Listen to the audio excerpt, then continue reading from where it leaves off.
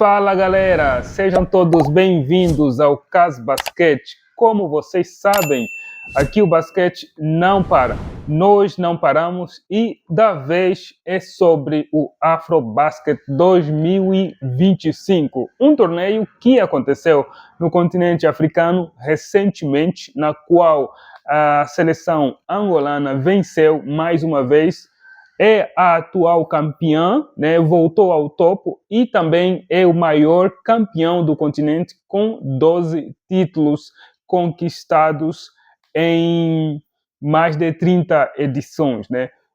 Pessoal, este é um vídeo mais sobre reflexão daquilo que é o impacto, a importância deste torneio para o continente africano e para o mundo todo do esporte. A gente sabe que, além do continente americano, né, que é o principal continente que mais fornece jogadores, né, que mais fornece talentos para a NBA, o continente africano vem na segunda posição, então, sendo o continente que mais fornece, né, que mais produz jogadores para a NBA. Tanto é que a NBA, neste momento, está investindo pesado neste continente, criando a Bowl, que é um torneio praticamente como se fosse uma liga dos campeões, né, do continente africano, né, injetando muito, mas muito apoio em infraestrutura, muito apoio em formação de juízes e jogadores também, né? E a premiação, obviamente, né? Que faz com que os jogadores estejam muito mais motivados a estar presentes, né? Também uma forma da NBA praticamente olhar de perto e pegar muitos bons talentos e levá-los ou recrutá-los para a NBA. Um dos exemplos é o Kaman Maluak. Kaman Maluak, né, foi um dos jogadores que teve muito êxito neste torneio, ao atuar neste torneio da Bowl, e assim a NBA então fez esse recrutamento, né, do garoto para essa liga da NBA. Bom, pessoal, é o seguinte, o Afrobasket 2025 terminou recentemente. Conforme eu falei, houve o campeão, que foi o país de Angola, que venceu o país de Mali, né, na final. Mas antes da final foi a semifinal. A semifinal foi um jogão, né? Foi um jogo praticamente muito tenso, na qual eu classifico esse jogo como se fosse a grande final, a verdadeira final.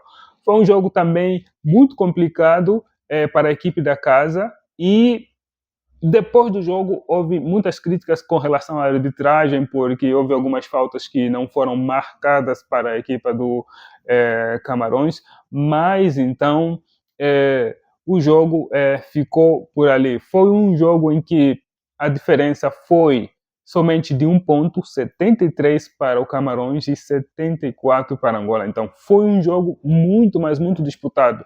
Atualmente, o Afrobasket não tem candidato, né? Anteriormente, né, quando esse torneio estava começando, mano, praticamente as principais equipes, os principais times, os principais países, como a Nigéria, como o Senegal, a Costa do Marfim, o próprio Egito também, que já foi uma potência, né? E Angola também, que já foi e está voltando a ser uma potência no basquete no continente africano, eram consideradas como principais candidatas ao título. Mas hoje em dia está muito diferente. Você tem Cabo Verde também entrou na disputa, cresceu bastante. Você tem o próprio Sudão do Sul. Lembra do Sudão do Sul? Aquele país que enfrentou e botou muito medo no Dream Team ou nos Vingadores. Chamam de o que vocês quiserem ali.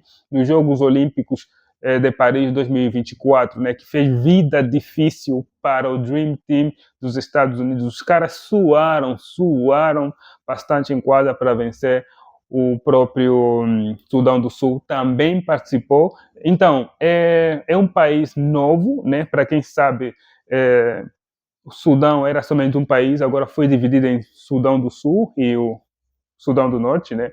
Agora são países diferentes, então é um país que está crescendo bastante no esporte do basquetebol praticamente, ou no basquete, que é tanto a seleção feminina como a seleção masculina. Pessoal, é, o basquete africano tem um grande potencial, sabe? Muito, mas muito potencial. A gente vê na NBA grandes jogadores que hoje em dia se tornaram ícones, lendas do basquete americano, praticamente mundial, como Dikembe Mutombo, né? Você tem o Joel Embiid, que o cara, enfim, preferiu a nacionalidade americana em detrimento da nacionalidade camaronesa, porque o cara é camaronês, né? Então, a França também entrou na disputa, mas não conseguiu, enfim. Quem mais podemos lembrar, né? O Jonathan Kuminga é congolês, democrático, né? Então, você vê grandes lendas, né? E alguns jogadores que estão emergindo agora. Até estou me esquecendo também de um outro jogador aqui, que também é africano. Pascal Siakam também. Ives Missi, do Pelicans, também. Enfim, se a gente ficar aqui a enumerar muitos talentos africanos que emigraram para o mundo todo, especificamente para o continente americano, e jogando o basquete mais puro, né, que é da NBA, com mais qualidade. Por quê? Porque o continente não oferece condições para os caras se desenvolverem. Né? Esse vídeo é praticamente para isso, não é para, enfim, romantizar aqui esse torneio ou o basquete africano em si, né, em termos de organização, mas eu estou falando em termos de impacto, o impacto que esse basquete tem e a importância que ele tem, não tão só para o continente africano, como também para o mundo todo. Né? Então, Falta o quê? Falta muita coisa para o basquete africano evoluir, crescer bastante, para aprender esses talentos lá, crescerem realmente, né, e causar um grande impacto no mundo. A gente vê que as seleções africanas sempre vão para competições internacionais como o quê? O Mundial de Basquete, como também os Jogos Olímpicos. Alguns, né, principalmente aqueles que já estão habituados a, enfim, vencer títulos dentro do continente africano e que já possuem jogadores que atuam em outras ligas da Europa e como nos Estados Unidos, conseguem bater de frente com algumas seleções europeias e conseguem bater de frente, inclusive, até com os Estados Unidos. Então, tem muitos prospectos, tem muitos jogadores bons, só que o que falta é quê? Falta investimento em infraestrutura, precisa-se muito investir em infraestrutura. Cara, você vai ter que, enfim, andar bastante, caminhar bastante por várias regiões e dificilmente você vai encontrar uma quadra de basquete. Então, como é que realmente vocês querem evoluir e querem causar um grande impacto se realmente não existem muitas quadras de basquete? E se aquelas quadras que existem praticamente estão em situações extremamente precárias, né, para se praticar o basquete, esse tipo de esporte. Então, precisa-se de investimento em infraestrutura, precisa-se de investimentos na formação de juízes, na formação de jogadores, categoria de base, né? Algumas seleções já estão fazendo isso e, enfim, o investimento já está a se fazer sentir, né? Principalmente nesse Afrobasket. O Sudão do Sul é um grande exemplo. O Sudão do Sul é um grande exemplo que muitas seleções têm que seguir, né? Enfim, é um país que estava com muitos problemas, mas de repente, num curto período de 3, 4 anos, eles estão emergindo muito no basquete, estão batendo de frente com seleções europeias e também com seleções americanas. Então, isso é o fruto de quê? De investimento, né? De um bom planejamento e execução nesse lado do esporte.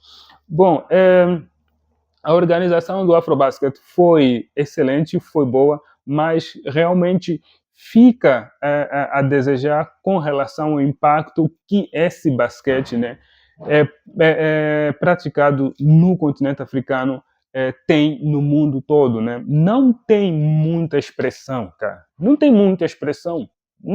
A gente ouve falar de que do Eurobasket, a gente ouve falar da,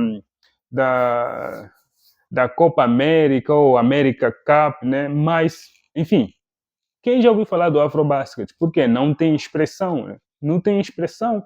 Por quê? Conforme eu falei, falta investimento, falta também um planejamento bom e, acima de tudo, interesse de pessoas que estão na frente deste tipo de esporte para organizarem eventos e, acima de tudo, para cuidarem, né, de talentos serem lapidados e assim conseguirem emergir no continente e no mundo todo. Porque a maioria que realmente emerge lá, todos saem de lá e vão para o quê? Vão para a Europa ou principalmente vão para os Estados Unidos, né, competindo no palco do maior basquete do mundo, que é a NBA, e acabam por ficar lá se nacionalizando, né, para próprios Estados Unidos ou também para algumas seleções da Europa, né?